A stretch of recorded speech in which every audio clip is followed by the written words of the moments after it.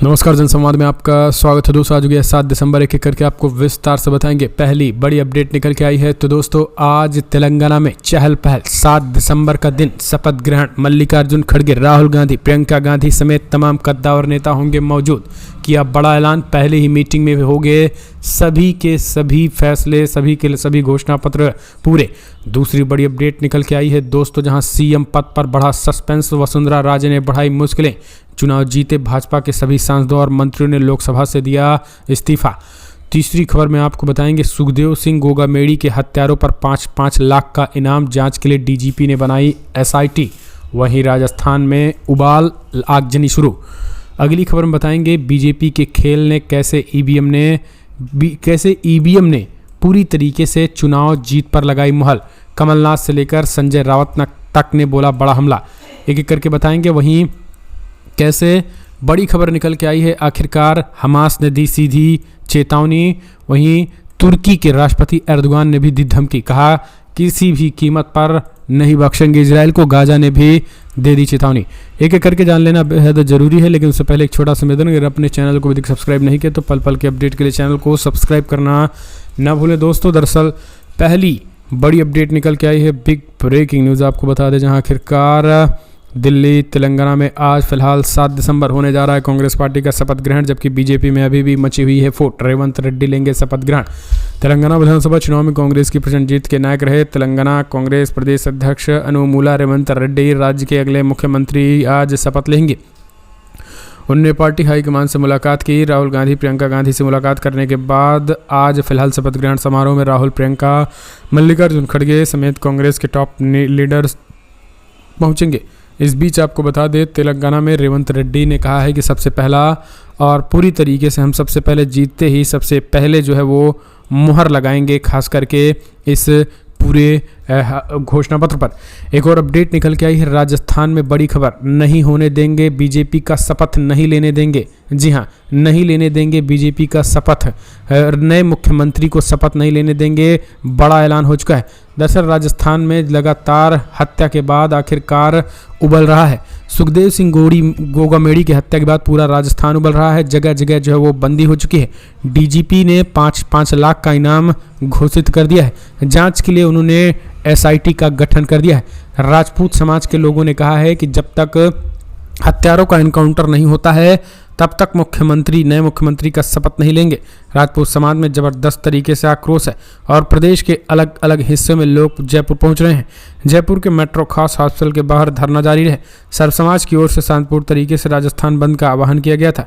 धरना स्थल पर राजपूत कन्नड़ी सेना के अध्यक्ष महिपाल सिंह मकराना ने मीडिया से कहा है कि उनकी 3 प्रमुख मांगे हैं, जिनमें इस मामले में कई जांच एनआईए से करने, आरोपियों को एनकाउंटर करने और गोगामेड़ी की सुरक्षा नहीं देने के मामले की हाईकोर्ट के जज से जांच शामिल है।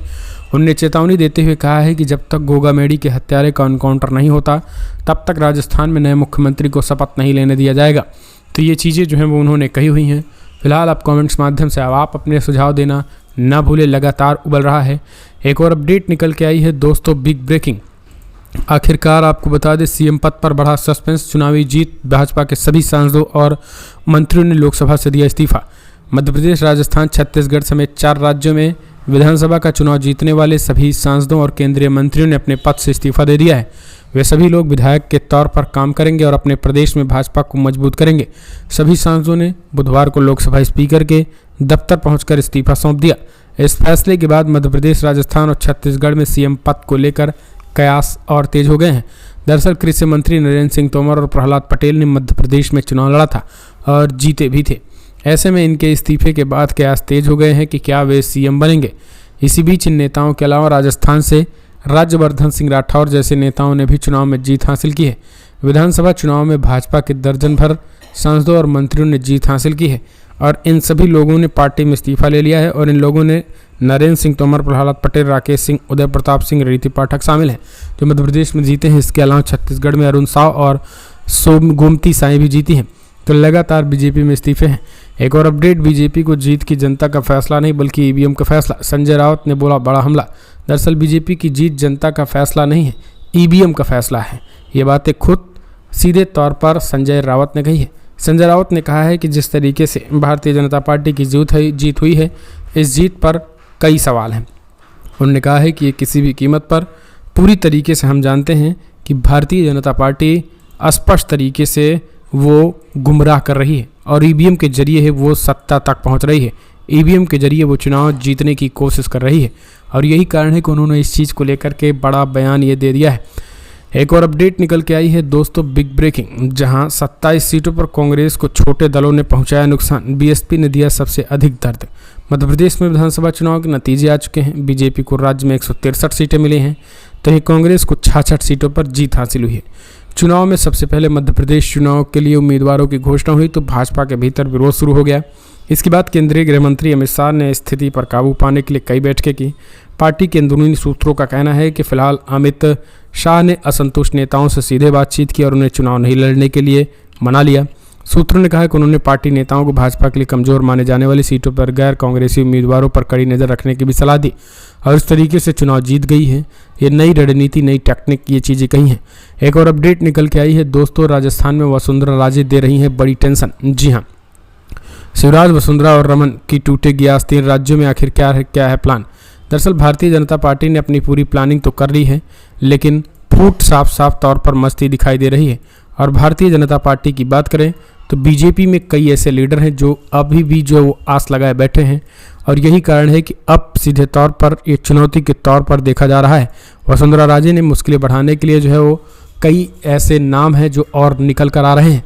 तो राजस्थान में विधायक लगातार वसुंधरा राजे के संपर्क में हैं, जिससे दिल्ली में बैठे नेताओं का पसीना छूट रहा है। एक और बड़ी अपडेट निकल के आ रही है, आपको बता दें, जहां हमास हमले बंद होने से पहले कोई वार्ता नहीं, इजरायली कैदियों की संख्या कतई नहीं बताएंगे।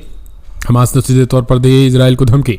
फिलिस्तीन के रेजिस्टेंट आंदोलन हमास ने कहा है कि गाजा पट्टी में अब तक इजराइल के हमले रुके नहीं, उसे उस समय तक काबिज शासन से कोई बातचीत नहीं होगी।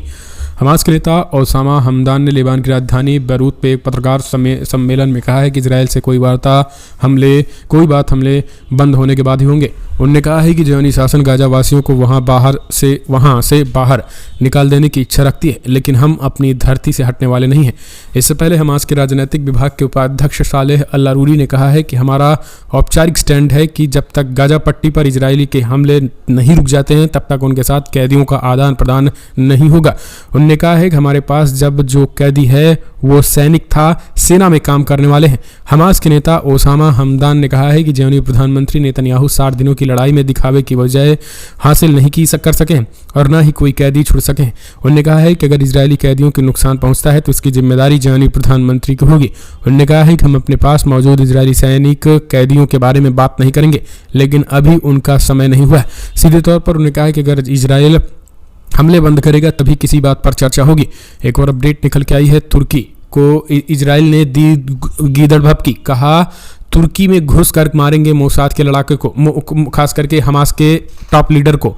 तुर्की ने कहा मिट्टी में मिला देंगे अगर मोसाद ने कोई इस तरीके की एक्टिविटी की तो। जी हाँ, दरअसल अब तुर्की और इजराइल आमने सामने हैं। दरअसल इजराइल के प्रधानमंत्री बेंजामिन नेतन्याहू ने मोसाद को नया टास्क दे दिया है। मोसाद को नया टास्क ये दिया है कि हमास के टॉप 3 लीडर्स, जिसमें टॉप 3 लीडर्स हैं, उनको पूरी तरीके से खत्म किया जाए। इसको लेकर तैयारी तेज हो चुकी है। खास करके लेबनान, कतर और तुर्की, 3 और ईरान की राजधानी तेहरान, 4 जगहों पर शंका है इजराइल को कि इन्हीं 4 जगहों पर इनके 4 अध्यक्ष जो टॉप 4 लीडर हैं वो यही हैं।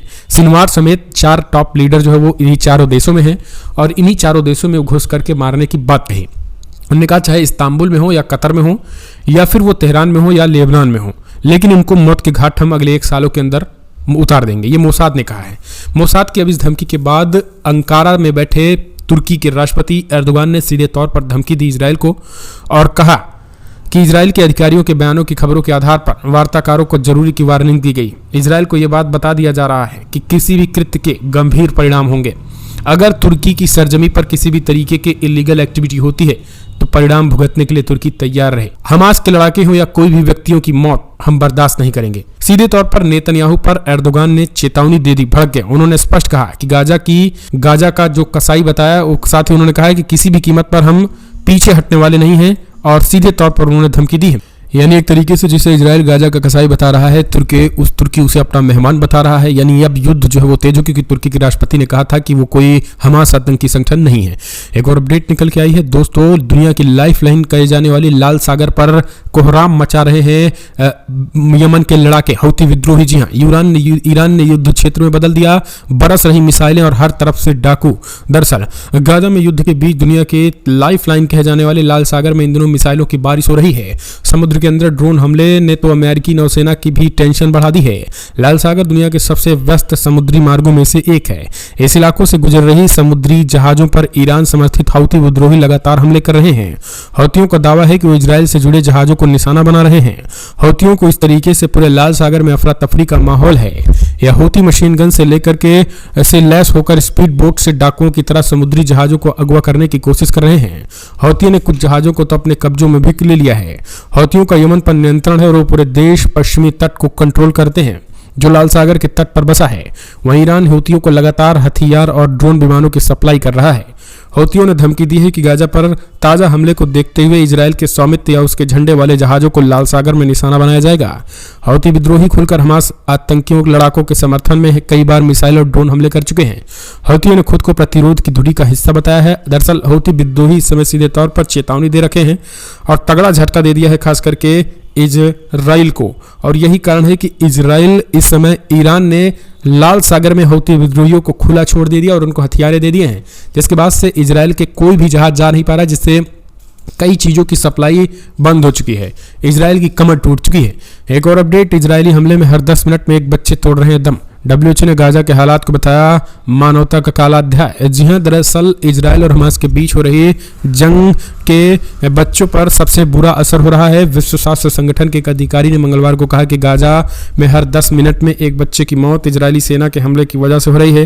फलस्तीन में WHO के प्रतिनिधि रिचर्ड पीपरकोर ने जिनेवा में संयुक्त राष्ट्र प्रेस वार्ता में इसकी जानकारी देते हुए दुनिया से इसे और ध्यान देने के लिए कहा है। रिचर्डन्स ने गाजा के हालात और यहाँ बच्चों की मौत को मानवता के लिए सबसे काला अध्याय कहा है।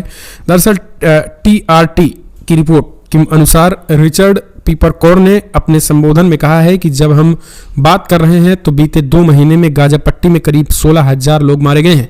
इसमें 60% से ज़्यादा महिलाएं और बच्चे हैं। 42,000 से ज़्यादा लोग इस युद्ध में घायल हुए हैं।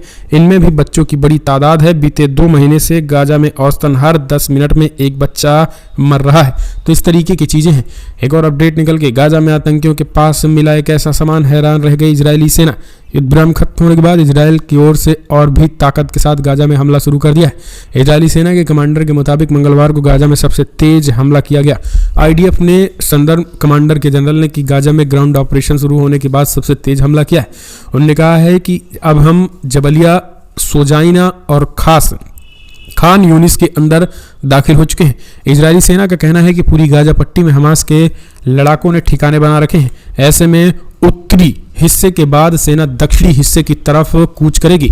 इजरायली सेना का कहना है कि खान यूनिस में हमास के लड़ाकों के खिलाफ तगड़ी कार्रवाई की जा रही है। आपको बता दें, इस बीच सबसे चौंकाने वाला खुलासा इजराइल को तब हुआ जब हमास के इलाके में पहुंचे। वहां पर उन्हें डिजिटल डिवाइस डॉक्यूमेंट से पता चला कि वे लंबे समय से युद्ध की रणनीति बना रहे थे और लंबे समय तक युद्ध की रणनीति बनाकर बैठे हैं। जी हाँ, इजराइल के गाजा में जो हमास के लड़ाकों के पास जो सामान मिले हैं वो कहीं ना कहीं इजराइल देखकर हैरान है। अच्छा दोस्तों, आपको बता दें, कुछ लोग ये कह रहे होंगे कि हम हमास को आतंकी कहते हैं, आतंकी बार बार कहते हैं। इसके पीछे की वजह है कि जो यहाँ भारत में जो वेबसाइट हैं, चाहे हिंदुस्तान हो, आज तक जो जिन खबरों से सोर्सेज हम खबर लेते हैं उनमें आतंकी लिखा रहता है बाकायदा। यानी इस देश की मीडिया हमास को आतंकी मानती है, जबकि इस देश का सरकार हमास को आतंकी नहीं मानते क्योंकि ब्लैक लिस्ट में नहीं डाले हैं। तो इस वजह से कभी कभी वो खबरें पढ़ते वक्त मुंह से आतंकी निकल जाता है, जिससे कुछ लोग कहते हैं कि हमास को आतंकी कहा जाता है, जबकि वो हमास के लड़ाके हम ये बिल्कुल मानते हैं।